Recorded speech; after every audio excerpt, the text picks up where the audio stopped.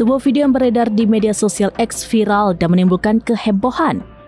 Dalam unggahan akun X @uangcupayan tersebut, tampak kerusuhan yang disebut melibatkan pekerja migran Indonesia di Kamboja diduga dipicu oleh sengketa upah.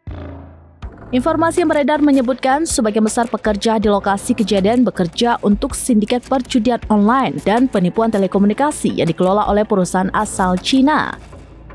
Menanggapi hal ini, Direktur Perlindungan WNI dan Badan Hukum Indonesia Kementerian Luar Negeri Juda Nugraha membenarkan adanya insiden tersebut. Namun, ia menegaskan tidak ada pekerja migran asal Indonesia yang terlibat dalam kerusuhan itu. Juda juga memastikan KBRI Phnom Penh terus memantau situasi dan berkoordinasi dengan pihak berwenang Kamboja untuk memastikan keselamatan seluruh WNI di wilayah tersebut.